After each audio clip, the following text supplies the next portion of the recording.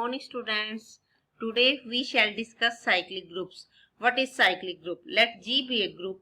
If for some A belongs to G, every element x of G can be written in the form a to the power n, where n is an integer, then G is called cyclic group and is denoted by this one. Miss G क्या है? cyclic group कब होगा? अगर G का हर एक element A की किसी न किसी पावर में लिखा जा सके, then we shall say that G is a cyclic group and is denoted by this one, and this A is called generator of G. For example, the multiplicative group G 1 minus 1 iota minus iota is a cyclic group and its generator are iota and minus iota, because we can write it as G को हम लिख सकते हैं iota square, क्योंकि iota square हो जाएगा -1, iota cube means minus iota 4 means 1. हर एक element iota की पावर्स में लिखा गया, इसका मतलब जी क्या है? Cyclic group generated by iota. Similarly every element can be written as in powers of minus iota. Therefore G is a cyclic group. If G is a group with respect to addition and if every element x of G is of the form Na, then G is called cyclic group. Means अगर group हमारा addition का है तो हम क्या लेंगे? A के multiple. Multiplication में हमने ए की पावर्स में लिया था, एडिशन में हम क्या लेंगे? A k multiples. Now we give some examples. Prove that G 1 2 3 4 5 6 with binary operation multiplication modulo 7 is cyclic. अब हमें ये चेक करना है ये ग्रुप साइक्लिक है. साइक्लिक होने के लिए क्या होना चाहिए? हमें इसका जनरेटर फाइंड आउट करना है. Let us check 3. We can write 3 raised to the power 1 is equal to 3. Now 3 square. 3 square का मतलब क्या? 3 को हमें 2 बार ऑपरेट करना under this operation. Then 3 multiplication modulo 7 3 क्या हो जाएगा? 2, क्योंकि 3 को मल्टीप्लाई करेंगे 9, 7 से डिवाइड करने पर मिल जाएगा 2. Similarly 3 raised to the power 3 means 3 को 3 बार ऑपरेट करना है तो हमारे पास आ जाएगा 6. Similarly 3 raised to the power 4 is equal to 4. 3 raised to the power 5 is equal to 5 and 3 raised to the power 6 is equal to 1. Hence, every element of G can be written as 3 raised to the power 1, 3 square, 3 cube, 3 4, 3 5, 3 6. Means G is generated by 3 and G is a cyclic group. Now we do example number 2. If G is equal to 0, 1, 2, 3, 4, 5 under addition modulo 6, then G is cyclic group and 1 and 5 are its generator. Let us check. Here 1 raised to the power 1 means 1. 1 square means 1 को हमें 2 बार operate करना है addition modulo 6 के साथ, तो हमारे पास आ गया 2. Similarly 1 raised to the power आ गया 3, ये 4 आ गया. 1 raised to the power 5 आ गया. 1 raised to the power 6 आ गया. इसका क्या मतलब हो गया? जो हमारा G है उसका हर एक एलिमेंट 1 की पावर में लिखा गया, इसका मतलब G क्या है? हमारा साइक्लिक ग्रुप और इसका जनरेटर है 1. अब हम चेक करते हैं 5. अब हम 5 raised to the power 1 क्या आ जाएगा? 5. 5 स्क्वायर मीन्स 5 को 2 बार ऑपरेट करना है तो हमारा आ गया 4, क्योंकि 5 और 5 10, 6 से डिवाइड करने पे रिमाइंडर हमारा आएगा 4. Similarly 5 raised to the power 3, 5 raised to the power 4 2, 5 raised to the power 5 is equal to 1 and 5 raised to the power 6 is equal to 0. Hence G is also cyclic group with generator 5, क्योंकि G का हर एक element 5 की powers में भी लिखा गया. इसका मतलब क्या हो गया? हमारे पास 1 और 5 इसके क्या हो गए? 2 generators. Now we give some theorems. These are very short theorems. First one is every cyclic group is abelian. हमें शो करना है कि साइक्लिक ग्रुप हमेशा एबिलियन होगा. Let G is equal to this one be the cyclic group, means G is the cyclic group generated by A.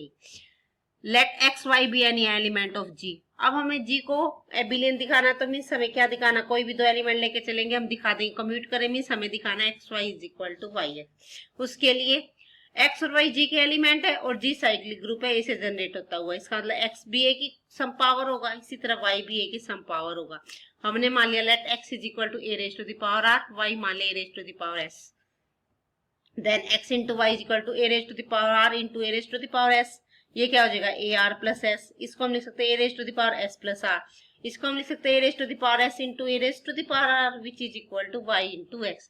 Thus x y is equal to y x. Hence G is abelian. Now we prove next theorem. If A is generator of a cyclic group, then A inverse is also its generator. It is very easy theorem.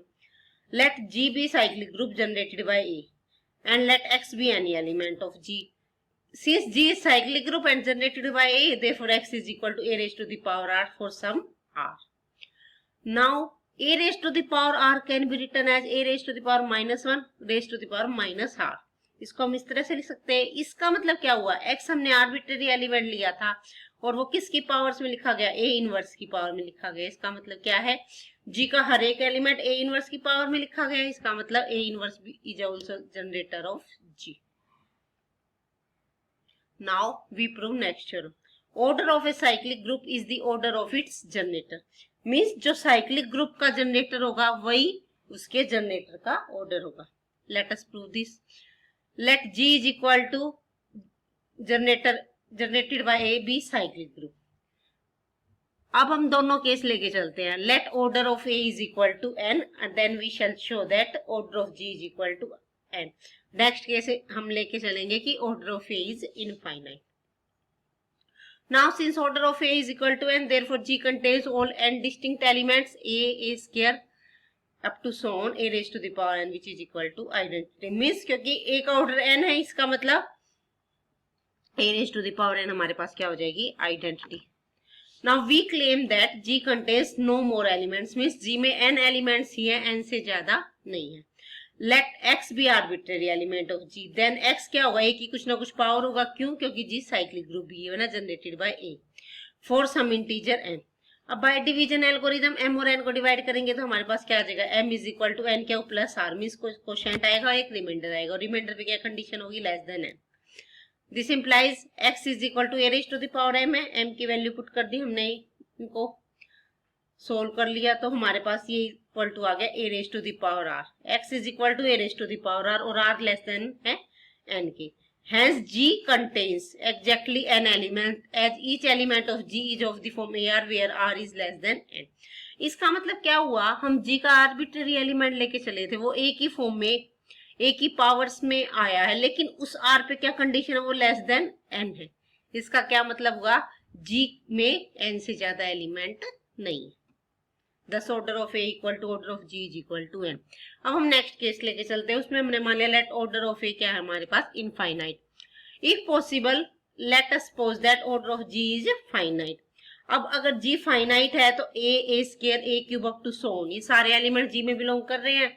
और G finite है, इसका मतलब ये infinite elements तो हो नहीं सकते, इसका मतलब ये रिपीट होंगे किसी स्टेज पे जाके.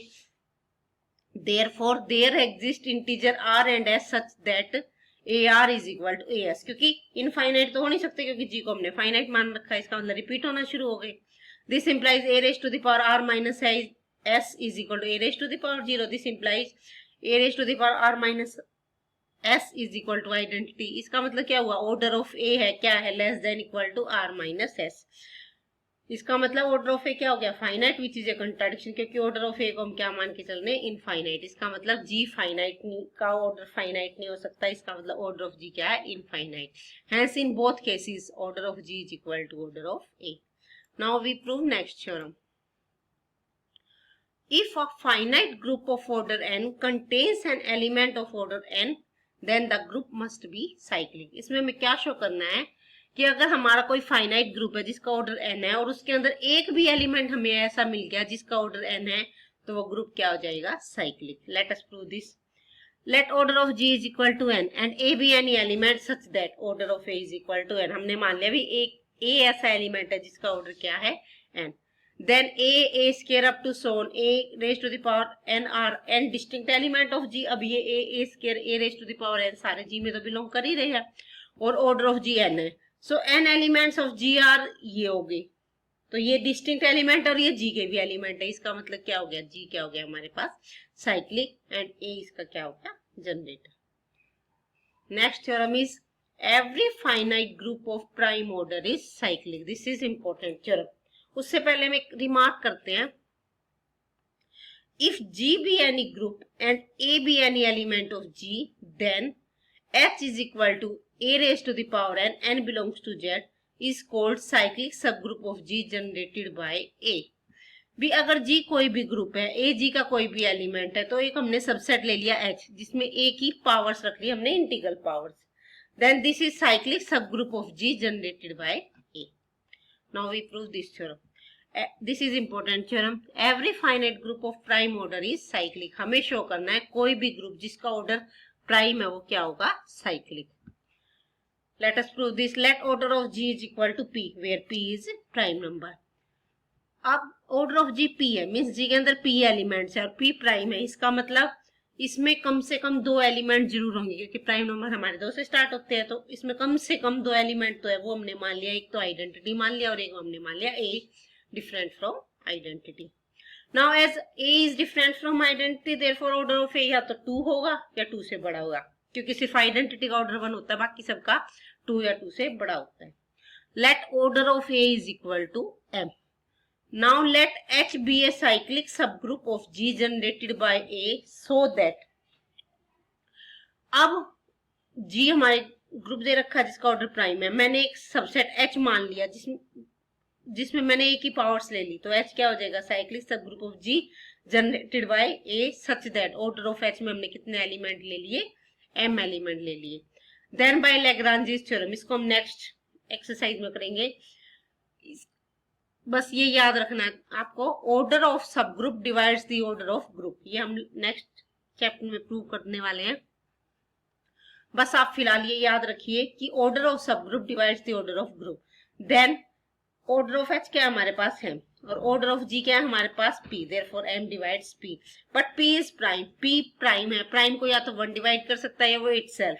इसका मतलब, लेकिन m तो 2 या 2 से बड़ा है, इसका मतलब m को क्या होना पड़ेगा, p. इसका मतलब m अगर p के इक्वल है तो इसका मतलब h g के इक्वल हो गया, क्योंकि h g का सब ग्रुप है. h में कितने एलिमेंट है, m, और g में एलिमेंट है p. इसका मतलब h इसके इक्वल हो गया g के, और h क्या है, साइक्लिक. इसका मतलब g भी क्या हो गया, cyclic. Now we prove next theorem. Every subgroup of a cyclic group is cyclic. This is very easy theorem. Let G be a cyclic group and H be its subgroup. If H is equal to G or if H is equal to identity, then clearly H is cyclic. क्योंकि H अगर G के equal है तो G cyclic given ही है, और identity है तो कुछ प्रूव करने की जरूरत नहीं. इसका मतलब H क्या हो गया, cyclic. Now let H be proper subgroup of G. Now let X belongs to H. Then X, अब हमने मान लिया X H का एलिमेंट है. अब हमें H जी का सब ग्रुप है, हमें एच को साइक्लिक दिखाना है, तो एच को साइक्लिक दिखाना है. इसका मतलब पहले हमें इसका जनरेटर फाइंड आउट करना होगा. सबसे पहले तो हमने एक एलिमेंट ले लिया एच का. Let x belongs to H. अब एक्स एच का है तो एक्स जी में भी होगा. दिस इंप्लाइज, अब एक्स जी में है, जी साइक्लिक ग्रुप है जनरेटेड बाय ए. इसका मतलब एक्स क्या होगा, ए की कोई ना कोई पावर. तो हमने मान लिया let x is equal to a raise to the power t for some t belongs to z. Now since H is a subgroup, therefore X inverse also belongs to H. Therefore A raised to the power minus T also belongs to H. Thus H contains positive as well as negative power of A. इससे क्या पता चल रहा है हमें कि H के अंदर A की पॉजिटिव पावर्स भी आ रही है और A की नेगेटिव पावर्स भी आ रही है.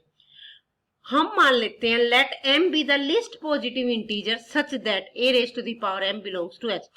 अच्छा जी, अब ये जरूरी थोड़ी ना है जो जी में ए की जितनी पावर्स है वो सारी एच में आए, तो लेकिन हम मान लेते हैं let m be the least positive integer such that a raise to the power m किसको बिलोंग कर रहा है, एच को. जो सबसे छोटा इंटीजर है, सपोज करो ए क्यूब एच को बिलोंग कर रहा है तो एम हमने मान लिया 3. अगर सपोज करो ए 5 बिलोंग कर रहा है एच को तो हमने एम को मान लिया 5. मीन्स एम क्या है हमारे पास, लीस्ट पॉजिटिव इंटीजर है such that a raise to the power m belongs to H. और बाकी एम से, और जितने भी एलिमेंट एच को बिलोंग कर रहे हैं वो एम से बड़े हैं. Then we shall show that H is generated by a raise to the power m. Means H का हर एक एलिमेंट कैसे लिखा जाएगा, a raise to the power m की पावर में. Let us solve this. Let a raised to the power t belongs to h, क्योंकि h में सारी a की पावर्स हैं. Now we claim that t is multiple of m.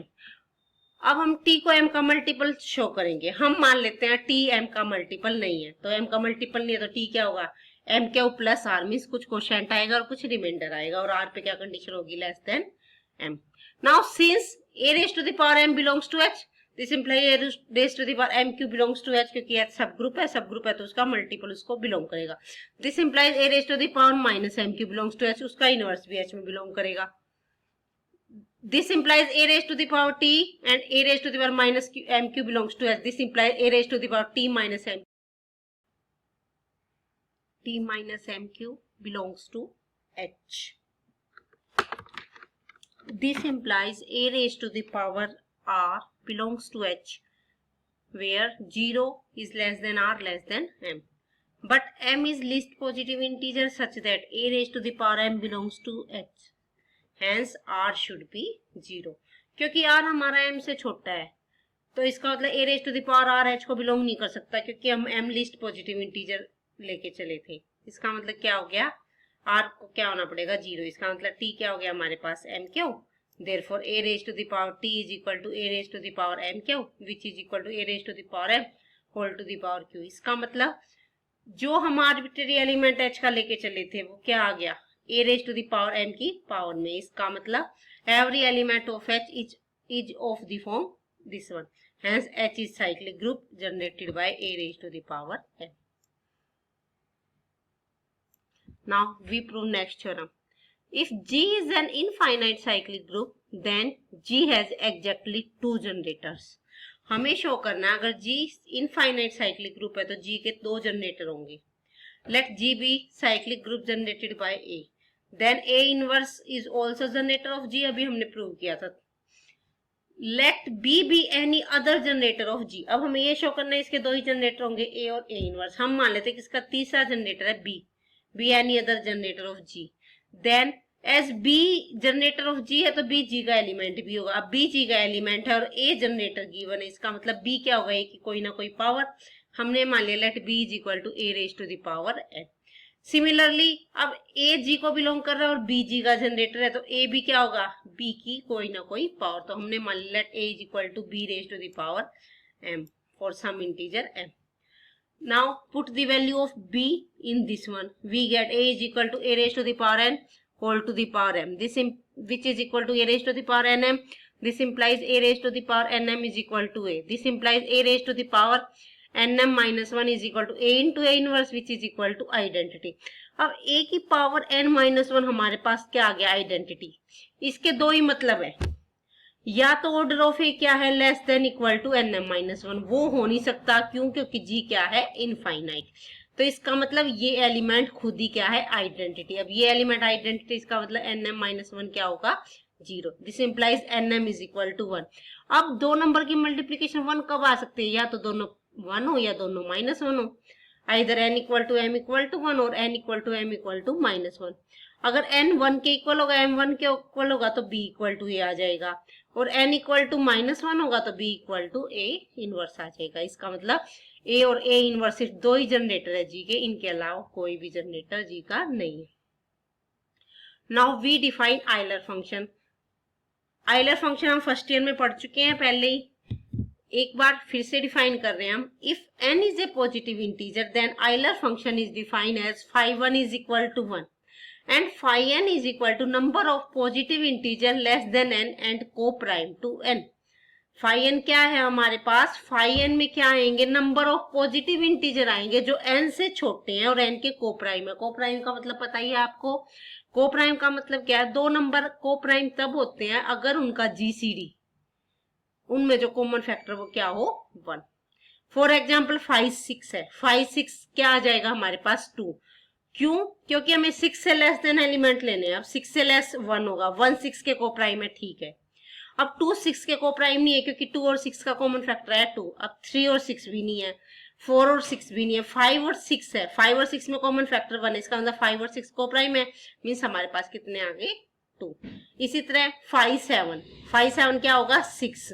5 7 6 क्यों होगा, क्योंकि 7 1 के भी कोप्राइम है, 2 के भी, 3 के भी, 4 के भी, 5 के भी, 6 के भी. इसका मतलब 5 7 के आगे हमारे पास 6. Now we prove main theorem. The number of generator of a finite cyclic group of order n is phi n. This is important theorem कि कोई भी ग्रुप G है जिसका ऑर्डर n है तो उसके कितने जनरेटर होंगे phi n. अगर सपोज करो किसी ग्रुप का ऑर्डर 10 है या किसी ग्रुप का ऑर्डर 7 है तो उसके कितने जनरेटर होंगे 6. Let us prove this. Let G be a finite cyclic group of order n generated by n and let then a order of a क्या हो जाएगा हमारे पास n and a raise to the power n हमारे पास क्या हो जाएगा आइडेंटिटी, क्योंकि ऑर्डर ऑफ ए क्या होगा n की। This implies g is equal to a square a cube up to so on an is equal to identity. Now we shall show that a raised to the power m is also generator of g if and only if m and n are co-prime. Means अब हम a के अलावा कोई a raised to the power m लेके देखते हैं, वो generator कब होगा, तभी होगा अगर m और n क्या है हमारे co-prime. If and only if prove करेंगे तो उसके लिए हम पहले क्या लेके चलते हैं, ए एम जनरेटर है, हमें एम और एन को कोप्राइम प्रूव करना है। Let a m be a generator of G. A m अगर जी का जनरेटर है तो जी का हर एक element a raise to the power m की पावर में लिखा जा सकता है।